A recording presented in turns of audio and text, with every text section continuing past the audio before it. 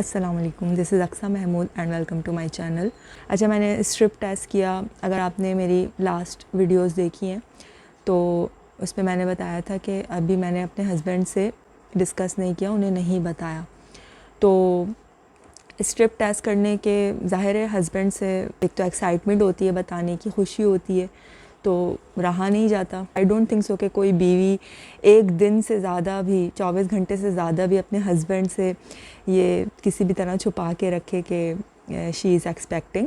इतनी ज़्यादा एक्साइटमेंट होती है, ये बात ही ऐसी है कि हस्बैंड से छुपाए बगैर रह भी नहीं सकते कि उन्हें हम सरप्राइज़ देंगे, थोड़ा वेट करते हैं या एक हफ़्ते बाद बताएंगे, कुछ अच्छा सा सीन क्रिएट करेंगे। पता नहीं वो ख़वातीन किस तरह से, वो लेडीज़ किस तरह से सब्र कर लेती हैं। मुझे तो बस ये हो रहा था कि मैं अभी फ़ौरन बता दूं। खैर, मैंने बताया था कि मैं जिस दिन मैंने स्ट्रिप टेस्ट किया था उस दिन हस्बैंड बहुत रात में आए थे, लेट नाइट। फिर नेक्स्ट डे जब वो आए, उससे सब्र ही नहीं हो रहा था। हालांकि ज़ाहिर है हस्बैंड जब भी आते हैं थके हुए होते हैं, बट ये बात ऐसी है कि इससे किसी की थकावट बढ़ेगी नहीं, ख़ास तौर पे हस्बैंड की, बल्कि खुशी ही होगी। मैंने थोड़ा शूट भी किया, कोशिश की, बट थोड़ा वो पर्सनलाइज हो जाएगा, तो मैं कुछ क्लिप्स उसके ऐड कर दूँगी। पूरा तो मैं रॉ फुटेज तो आपको नहीं दिखा सकती। क्या क्या हुआ? सच बताओ। खाओ पियो था और वो क्या क्या लेना होता है, विटामिन डी। तो 2 लाइनें उसका क्या होता है? 1 लाइन मैंने उसके लिए ली थी ना कि मैं वीडियो बना लूँगी। आप इशू से ही पूछो, 2 महीने पहले ही तो ली थी, आपने ही दिलाई थी, तो मैंने कहा था वीडियो भी बना लेंगे, लेकिन फिर आ गए थे शायद अगले दिन, तो ये रखी रही। तो मैंने अभी इसकी वीडियो बनाई है। तो आइडिया खैर नहीं था कि 2 लाइनें आएंगी, तो वीडियो किस तरह तो रखो सब। मल्टीविटामिन ये सब खा रही थी। ये तो तुम्हें लेनी पड़ेगी, ये दवा से नहीं होता है तुम्हारा। दही का इस्तेमाल रखो। तो हस्बैंड को जब मैंने बताया तो हबी ने उस वक्त कहा कि मुझे ना थोड़ा थोड़ा आइडिया होने लगा था तुम्हारे चेंज ऑफ बिहेवियर की वजह से, क्योंकि मुझे याद है 22 मई को हम लोग पेमेंट निकलवाने जाते हैं ना हर महीने की। तो जैसे अगर उस दिन सैटरडे या संडे या मिड वीक है कुछ इस तरह का, ज़्यादातर हम वेडनेसडे को जाते हैं या फिर वीकेंड पे जाते हैं, फ्राइडे या फिर सैटरडे को ना। तो हम 22 को तो नहीं गए थे, बट हाँ स्ट्रिप टेस्ट करने से हम पहले ही गए थे, इतना मुझे याद है। 23-24 को गए होंगे और 25 को मैंने शायद टेस्ट किया था। तो मैं वहाँ पर बिल्कुल नॉर्मल जिस तरह से हम जाते हैं, हम लोग ज़्यादातर असर के टाइम ही जाते हैं वेस्टर्न यूनियन। तो हस्बैंड मुझे वेस्टर्न यूनियन छोड़ के थोड़ा सा दूर ही वॉकिंग डिस्टेंस पे मस्जिद है, तो हस्बैंड नमाज़ पढ़ने चले जाते हैं असर की, और फिर मैं घर पे आके पढ़ती हूँ ऑब्वियसली। तो उस दिन भी यही हुआ, हस्बैंड नमाज़ पढ़ने चले गए थे और हाँ, हरीम और अरहम साथ थे, तो वो दोनों मेरे साथ वेस्टर्न यूनियन में ही थे। और फिर हस्बैंड आए, मैं जब तक पेमेंट निकलवा चुकी थी, और उसके बाद हम लोग नॉर्मली जिस तरह से मैं बाइक बराबर में बेकरी, मैं अक्सर बेकरी से कुछ भी ले लेती हूँ, मुझे बेकरी आइटम्स पसंद है। तो हस्बैंड ने पूछा कि समोसे तले जा रहे थे, तो कहने लगे कुछ लोगी, तो मैंने कहा नहीं, मेरा दिल नहीं चाह रहा। तो वो फर्स्ट टाइम था कि मैंने वो मना किया ना, वरना मैं अक्सर हस्बैंड खुद ही ले लेते हैं।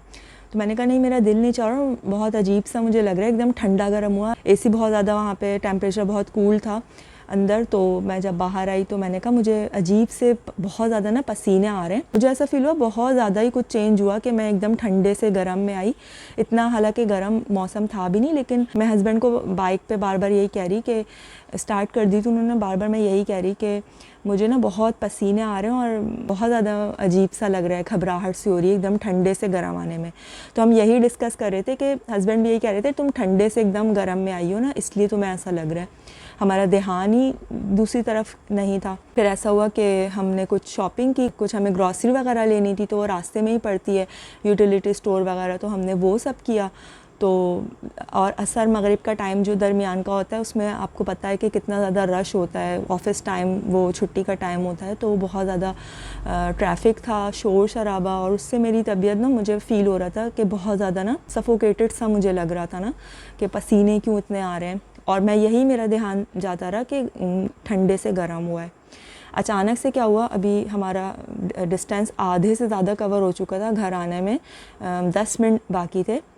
तो मुझे जो है एकदम बिल्कुल मैं ठंडी हो गई और मुझे बिल्कुल होश नहीं बाइक पर ही, और दोनों बच्चे आगे बैठे हुए थे। तो बस फिर हस्बैंड ने बाइक रोक ली और फिर लेडीज़ जो गुज़र रही थी, हस्बैंड ने मुझे आगे की कहानी बताई। वो हस्बैंड तो आगे बैठे हुए थे, तो मैं बाइक से भी नहीं उतर सकता था, तो मैं पकड़ता तो बच्चे भी थे। तो फिर लेडीज़ को और भी लोग जमा हो गए थे, फिर दुकान थी सामने, बेकरी वगैरह, और भी मेडिकल स्टोर भी सामने ही था। तो वो पानी में जल्दी से कैल्सी डाल के लेकर आ गया और चेयर लेकर आ गया अपनी शॉप से, वहीं बाइक के साथ ही फ़ौरन लगा दी। तो वो दोनों लेडीज़ ने मुझे उठा के फिर चेयर पे बिठाना चाहा, तो मैं पता नहीं क्यों इतनी भारी हो गई थी कि मैं लेडीज़ के हाथ से भी मैं छूट गई और नीचे गिर गई, और मेरा अबाया वगैरह काफ़ी गंदा हो गया था। तो जब मुझे थोड़ा सा होश आया था, तब मैंने देखा कि मेरे कपड़े और अबाया और स्लीपर्स वगैरह काफ़ी गंदी हो गई थी। उससे मुझे आइडिया हुआ कि मैं कितनी बुरी तरह से मैं गिरी थी। खैर फिर मुझे होश उस वक्त आया जब कैल्सी का ग्लास मेरे मुंह पे लगा, थोड़ी तबीयत बहाल हुई। फिर पूछने लगे कि तबीयत ठीक है। हस्बैंड ने बाद में मुझे बताया कि मुझे उस वक्त ना थोड़ा सा डाउट हुआ कि I think you are expecting, थोड़ा थोड़ा डाउट हुआ, क्योंकि ऐसा मेरे साथ होता नहीं है। ज़्यादा से ज़्यादा मेरी तबीयत ख़राब होती है तो मैं चक्कर खा के कभी इस तरह से गिरती नहीं हूँ, लेकिन ये अनएक्सपेक्टेड था और बिल्कुल चेंज था रूटीन से। अगर मेरी तबीयत डाउन भी होती है तो मैं लेट ही रहती हूँ या ज़्यादा एक्टिव नहीं होती हूँ, मतलब इस तरह से मैं कभी गिरती नहीं हूँ। तो उससे हस्बैंड को थोड़ा सा डाउट हुआ था, तो कह रहे थे, लेकिन मैंने ज़ाहिर नहीं किया था। मुझे लगा शायद ये वाकई में ठंडे गरम का असर हो। फिर वहीं पे बिरयानी भी थी। अब इत्तेफाक देखें कि मेडिकल स्टोर, बिरयानी वाला सब लाइन से साथ साथ ही थे जहाँ हमारी बाइक रुकी थी। तो फिर हस्बैंड ने बिरयानी ले ली थी, हम लोगों ने घर पे आके खूब बिरयानी फोड़ी। खैर वो दिन गुजर गया और फिर मुझे फिर थोड़ा सा डाउट होने लगा जब मेरी डेट ऊपर हुई ना, 35 डेज़ से अबव हो जाता है ना, तो मुझे डाउट तो खैर नहीं होता, लेकिन मुझे थोड़ा सा फिर मुझे थोड़ी सी फ़िक्र होनी शुरू हो जाती है कि अब डेज़ ऊपर हो रहे हैं। मतलब फिर मैं काउंट करना शुरू कर देती हूँ कि अब 2 दिन ऊपर हो गए, अब 3 दिन ऊपर हो गए। जैसे मैंने बताया कि मेरे डेट से 10 दिन के बाद, 15 दिन के बाद ही होते हैं, तो मैं 10 दिन 15 दिन के बाद से ही काउंट करना शुरू करती हूँ कि अब 2 दिन ऊपर हो गए, अब 3 दिन ऊपर हो गए। 40 दिन पूरे गुजर गए और 41 डे हो गया ना, तो मेरा डाउट बहुत ज़्यादा गहरा हो गया था कि अब मुझे स्ट्रिप करना चाहिए या मुझे चेक करना चाहिए। इतना ऊपर मेरा होता नहीं है, मैक्सिमम मेरा 40 डेज़ है और वो भी बहुत मैक्सिमम, वरना 35 बहुत हुआ, 36 40 तक बहुत मुश्किल से जाता है, लेकिन वो 41 डे हो गया था। तो मैंने 41 डे को स्ट्रिप टेस्ट किया था और 42 या 43 डे को मैंने हस्बैंड को बता दिया था। खैर हस्बैंड खुश हुए थे। औलाद है, नेमत है, अल्लाह ताला जो है हर किसी को ये नेमत नहीं देता है, और बहुत सारे लोग तरसते हैं नेमतों के लिए, मन्नत मांगते हैं, दुआएं मांगते हैं, सालों सालों दवाइयाँ खाते हैं, दर दर डॉक्टर के पास जाते हैं, किसी ने कहाँ बता दिया, किसी ने कोई हकीम बता दिया, कहाँ कहाँ जाते हैं। और मुझे पता है ना, क्योंकि मेरे पास काफ़ी सारे लोग मुझसे पूछते हैं, ऑनलाइन भी ऑफ़लाइन भी मुझसे काफ़ी लेडीज़, काफ़ी दोस्तों ने मुझसे पूछा और गाइडेंस लेती थी। क्योंकि एक तो फ्रेंड सर्किल में भी मेरी शादी जल्दी हो गई थी, यूनी फ्रेंड्स में और स्कूल फ्रेंड्स में, तो उनकी शादियां मेरी शादी के बाद हुई हैं। तो वो लोग फिर मुझसे सजेशन लेती थी, पूछती थी नहीं आ रहे, मतलब इस तरह के कंसीविंग और प्रेगनेंसी से रिलेटेड वो मुझसे क्वेश्चन करती रहती थी। तो वहीं से ना मुझे ये यूट्यूब चैनल बनाने का भी आइडिया आया था कि मैं हर किसी को, मेरे हस्बैंड कहते थे तुम हर वक्त कंसल्ट बनी हुई होती हो, हर किसी को कंसल्ट कर रही होती हो, अपनी से बड़ी लड़कियों को भी कंसल्ट कर रही होती हो, तो तुम्हें तो ना कंसल्टेंट होना चाहिए। तो बस ये इसी तरह से आइडिया वहाँ से आया था, और मैंने फ़ेसबुक पहले पेज शायद बनाया था और फिर व्हाट्सएप ग्रुप भी बनाया था मॉमी से रिलेटेड। फिर दैन काफ़ी अरसे बाद मैंने यूट्यूब चैनल बनाया था। तो खैर ये थी मेरी हस्बैंड को बताने का एक्सपीरियंस जो भी मैंने बताया।